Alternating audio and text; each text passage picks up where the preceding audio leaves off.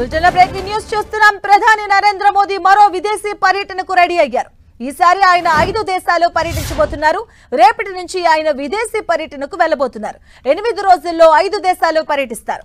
Ghana, ట్రావిడాన్, అలాగే and tobacco, Argentina, Brazil, నమీబియాలో ఆయన పర్యటించబోతున్నారు. కేంద్ర విదేశాంగ శాఖ తెలియజేసింది.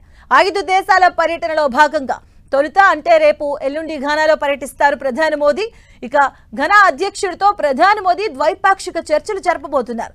ఇరు దేశాల ద్వైపాక్షిక భాగస్వామ్యాన్ని సమీక్షించి ఆర్థిక, ఇంధన, రక్షణ సహకారంపై భాగస్వామ్యాన్ని పెంపొందించేందుకు ఉన్న అవకాశాలపై నేతలిద్దరూ చర్చించే అవకాశం ఉంది.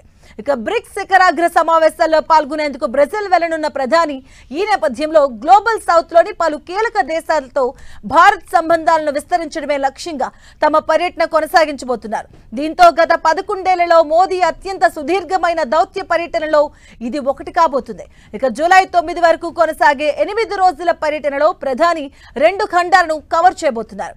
మోదీ ప్రధానిగా బాధ్యతలు చేపట్టిన తర్వాత ఒకేసారి 5 దేశాల్లో పర్యటించడం ఇది రెండోసారి. 2016లో ఆయన అమెరికా, మెక్సికో, స్విట్జర్లాండ్, ఆఫ్ఘనిస్తాన్, ఖతార్లో ఒకేసారి పర్యటించారు.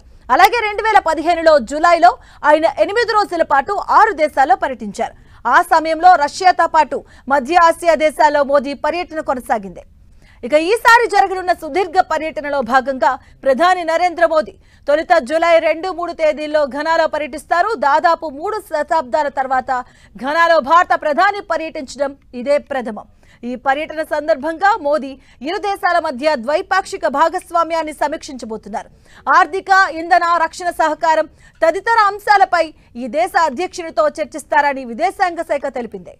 ఇక ఘనా పర్యటన తర్వాత ప్రధాని మోదీ ట్రినిడాడ్ అండ్ టొబాగోలో పర్యటిస్తారు. ఈ నెల 3, 4 తేదీల్లో పర్యటిస్తారు. అక్కడ 1999 తర్వాత ఈ దేశంలో భారత ప్రధాని పర్యటించడం ఇదే తొలిసారి. ఇక అనంతరం జూలై 4న అర్జెంటీనాకు వెళ్లబోతున్నారు ప్రధాని మోదీ. 5వ తేదీన వరకు అక్కడే పర్యటిస్తారు.